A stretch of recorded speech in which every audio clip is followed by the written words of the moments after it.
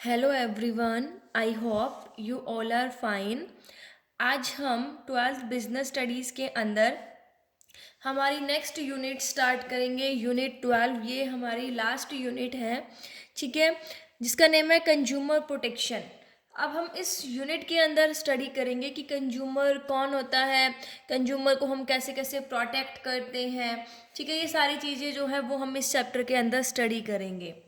Consumer protection से पहले हमें ये पता होना चाहिए कि कंज्यूमर कौन होता है, मीनिंग क्या है कंज्यूमर का। हमने कई बार स्टडी भी किया है कंज्यूमर का मीनिंग। तो कंज्यूमर कौन होते हैं? कंज्यूमर वो इंडिविजुअल होता है या फिर पीपल का ग्रुप होता है जो कि गुड्स को कंज्यूम करता है और सर्विसेज को अवेल करता है। मतलब एक कंज्यूमर वो पर्सन, वो इंडिविजुअल या ग्रुप ऑफ इंडिविजुअल होता है जो कि गुड्स और सर्विसेज को कंज्यूम करता है, उसे हम क्या कहते हैं? कंज्यूमर कहते हैं। देखिए, हमने क्लास में भी डिस्कस किया है कि कंज्यूमर और कस्टमर के अंदर डिफरेंस होता है। कंज्यूमर कौन होता है? जो परचेज भी करता है और कंज्यूम भी खुद करता है। बट एक कस्टमर कौन है? जो गुड्स को परचेज करता है, जरूरी नहीं कि वही उसको यूज़ भी करे, वही उसे कंज्यूम करे। फॉर एग्जाम्पल, मैं शॉप पर जाके एक बिस्किट का पैकेट लेकर आई, परचेज किसने किया? मैंने। लेकिन मैंने अपने सिस्टर को आके वो बिस्किट का पैकेट दे दिया और उसने यूज़ किया, उसने खा लिया। तो कंज्यूम किसने किया? मेरी सिस्टर ने। तो वो कौन हो गई? तो मैंने परचेज किया बट कंज्यूम किसने किया? मेरी सिस्टर ने। तो मैं कौन हूँ? कस्टमर। लेकिन अगर वही सेम बिस्किट का पैकेट मैं ही परचेज करती हूँ और मैं ही कंज्यूम करती हूँ तो मैं कौन हूँ? कंज्यूमर। कंज्यूमर कौन होते हैं? वो इंडिविजुअल या फिर उन पीपल का ग्रुप जो कि गुड्स और सर्विसेज को यूज करते हैं, कंज्यूम करते हैं। अब हम स्टडी करेंगे कि कंज्यूमर प्रोटेक्शन क्या होता है। देखिए, कंज्यूमर को प्रोटेक्ट करना, कंज्यूमर को बचाना। किन से बचाना?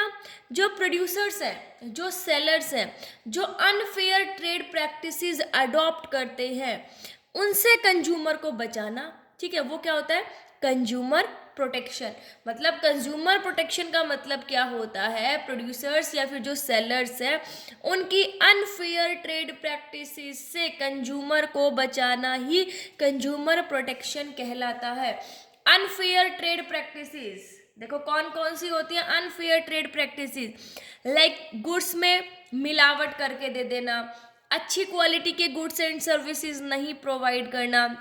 हम लेने गए 1 किलो और हमें 950 ग्राम दे दिया, अंडर वेट, ठीक है। आर्टिफिशियल स्केर्सिटी दिखा देना, गुड्स को होर्डिंग, जमाखोरी कर लेना और उसको बताना कि हमारे पास तो ये अवेलेबल ही नहीं है, ताकि आगे इन फ्यूचर जब प्राइसेस हाई प्राइसेस पर उनको बेच सके। तो इन सारी अनफेयर ट्रेड प्रैक्टिसेस से बचाना ही क्या कहलाता है? कंज्यूमर प्रोटेक्शन कहलाता है। मतलब जो सेलर और जो ये प्रोड्यूसर्स होते हैं, जो ये अनफेयर ट्रेड प्रैक्टिसेस अडॉप्ट करते हैं कंज्यूमर्स को एक्सप्लॉइट करने के लिए, उनसे प्रोटेक्ट करना कंज्यूमर को ही कंज्यूमर प्रोटेक्शन कहलाता है। कंज्यूमर्स को प्रोटेक्ट करने के लिए 1986 के अंदर पार्लियामेंट में एक एक्ट पास किया गया था जिसे कहते हैं कंज्यूमर प्रोटेक्शन एक्ट 1986, ठीक है। अब कंज्यूमर प्रोटेक्शन क्यों ज़रूरी था? क्योंकि मोस्ट ऑफ द कंज्यूमर्स जो है वो अब उनको अपने अधिकारों के बारे में नहीं पता था, उनको अपनी रिस्पॉन्सिबिलिटीज़ के बारे में नहीं पता था, जो रेमेडीज़ उनके लिए अवेलेबल हैं उनको उनके बारे में नहीं पता था। तो उनको एजुकेट करने के लिए, उनके राइट्स बताने के लिए, उनकी रिस्पॉन्सिबिलिटीज़ बताने के लिए, उनकी रेमेडी समझाने के लिए कंज्यूमर प्रोटेक्शन जो है वो अडॉप्ट किया गया। कंज्यूमर प्रोटेक्शन एक्ट 1986 अडॉप्ट किया गया ताकि जो सेलर है या प्रोड्यूसर जो है, जो कंज्यूमर्स को एक्सप्लॉइट करते हैं, ठीक है, उनकी अनफेयर ट्रेड प्रैक्टिसेस से कंज्यूमर्स को बचाया जा सके। कंज्यूमर्स को प्रोटेक्ट करने के लिए कंज्यूमर प्रोटेक्शन की बहुत ज़्यादा ज़रूरत थी। अब हम देखेंगे कि लीगल प्रोटेक्शन जो है कंज्यूमर्स को वो कौन कौन सी प्रोवाइड की गई। तो सबसे पहले देखिए, जो लॉ के अकॉर्डिंग एक एक्ट पास किया गया 1986 में जिसे हम कंज्यूमर प्रोटेक्शन एक्ट 1986 कहते हैं। ये क्या करता था? कंज्यूमर्स के इंटरेस्ट को प्रोटेक्ट करता था। ये कंज्यूमर्स को सेफ्टी प्रोवाइड करवाता था, किससे रिलेटेड, अगर गुड्स डिफेक्टिव है, सर्विसेज अच्छी नहीं है, अनफेयर ट्रेड प्रैक्टिसेस की जाती है प्रोड्यूसर या सेलर के द्वारा, या किसी भी तरह से अगर कंज्यूमर्स को एक्सप्लॉइट किया जाता है, तो उससे बचाने के लिए कंज्यूमर प्रोटेक्शन एक्ट 1986 जो है वो इस्टेब्लिश किया गया था, ताकि कंज्यूमर्स को कोई भी एक्सप्लॉइट ना कर सके। अब देखिए, इसके लिए 3 टियर मशीनरी भी सेटअप की गई, ठीक है। डिस्ट्रिक्ट लेवल पर डिस्ट्रिक्ट फॉर्म, स्टेट लेवल पर स्टेट कमीशन, और नेशनल लेवल पर नेशनल जो कमीशन है, ठीक है, वो क्या किया गया, सेट किया गया, एस्टैब्लिश की गई, ताकि क्या कर सके, अगर कोई भी प्रॉब्लम है, वो हम आगे भी स्टडी करेंगे कि डिस्ट्रिक्ट फॉर्म में कितने तक की जो है कंप्लेंट सुनी जाती है, स्टेट कमीशन में कितने तक की, नेशनल कमीशन में कितने तक की, ये एस्टैब्लिश किया गया, ठीक है।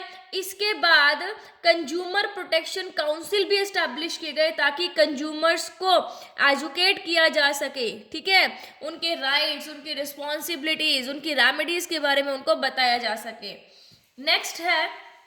नेक्स्ट और लीगल प्रोटेक्शन क्या दे रखी है, देखिए, मतलब ये क्या है लीगल प्रोटेक्शन, मतलब गवर्नमेंट ने टाइम टू टाइम जो स्टेप्स लिए ना कंज्यूमर्स को प्रोटेक्ट करने के लिए, वही लॉ है ये। उसके बाद है कॉन्ट्रैक्ट एक्ट 1982, ठीक है। तो ये एक्ट क्या कहता है, इसके अंदर जो कॉन्ट्रैक्टिंग पार्टीज होती है, जो आपस में एक दूसरे के साथ कॉन्ट्रैक्ट करती हैं, उनकी रिस्पॉन्सिबिलिटीज के बारे में बताया जाता है। मतलब इस कॉन्ट्रैक्ट के अंदर उन कंडीशंस को बताया जाता है, उन कंडीशंस को एक्सप्लेन किया गया है कि किस किस कंडीशन के अंदर जो एग्रीव्ड पार्टी है, एग्रीव्ड पार्टी जिसको लॉस हुआ है, वो जो डिफॉल्टिंग पार्टी है, जिसके साथ मतलब जिन्होंने, देखो मान लीजिए मेरे साथ, मैंने किसी दूसरे मैं ए हूँ, बी के साथ मैंने कॉन्ट्रैक्ट किया, कॉन्ट्रैक्ट के वक्त जो बी है उसने मेरे साथ कोई डिफॉल्ट किया, तो डिफॉल्ट हुआ किसके साथ, ए के साथ, तो ए क्या हो गई, एग्रीव्ड पार्टी, और किया किसने, बी, तो बी क्या हो गई, डिफॉल्टिंग पार्टी।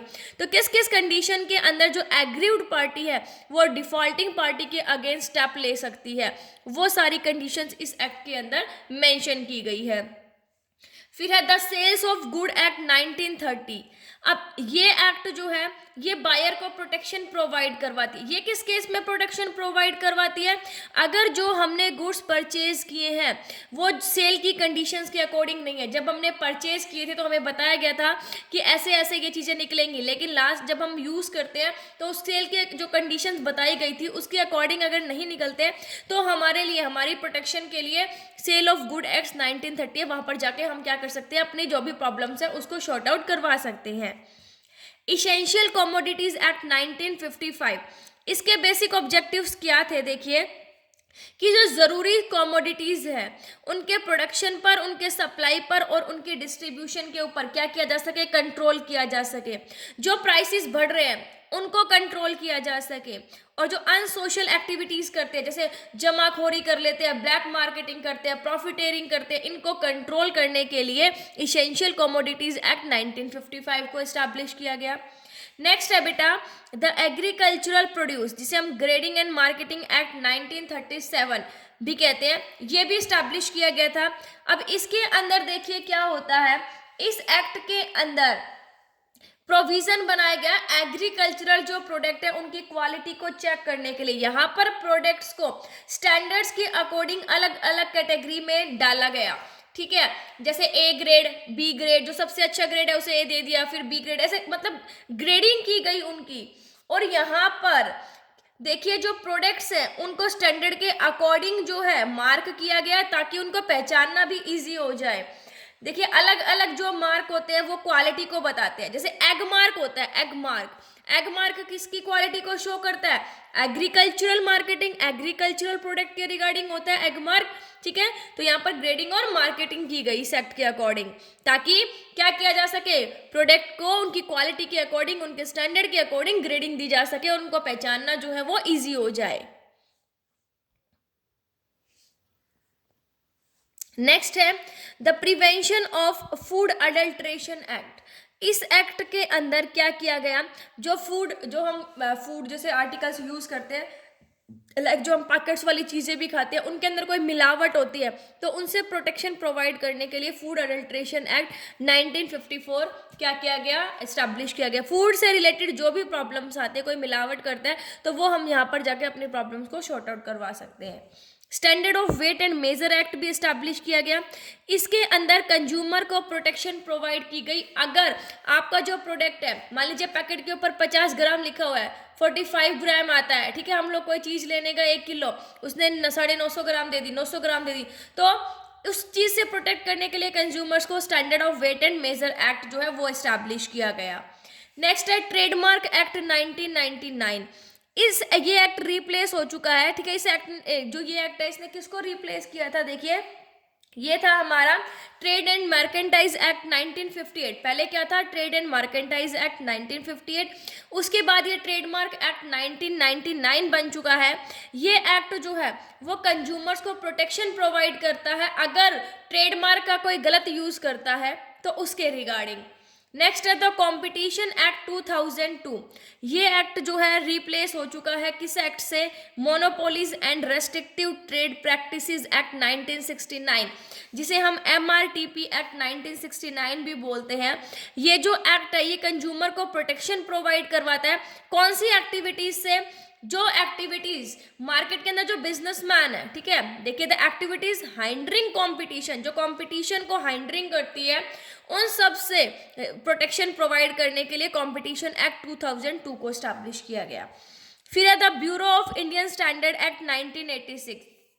ये एक्ट सेटअप किया गया ताकि प्रोडक्ट को ISI मार्क जो है वो प्रोवाइड किया जाए। भाई ISI मार्क क्या बताता है कि प्रोडक्ट की जो क्वालिटी है वो बहुत अच्छी है, एक क्वालिटी का मार्क है। जैसे एग्रीकल्चर प्रोडक्ट के लिए था ना एग मार्क, वैसे ही ISI मार्क होता है, ठीक है, हमारे इलेक्ट्रॉनिक प्रोडक्ट्स के लिए मेनली। अब देखिए ये जो है इस एक्ट का मेन फंक्शन क्या होता है, देखिए इस एक्ट का मेन फंक्शन होता है कि क्वालिटी स्टैंडर्ड्स बताना अलग अलग प्रोडक्ट्स के। उसके बाद है कि ये देखना कि जो प्रोडक्ट है, ठीक है, वो BIS सर्टिफिकेशन स्कीम के अकॉर्डिंग है, उनकी जो क्वालिटी है।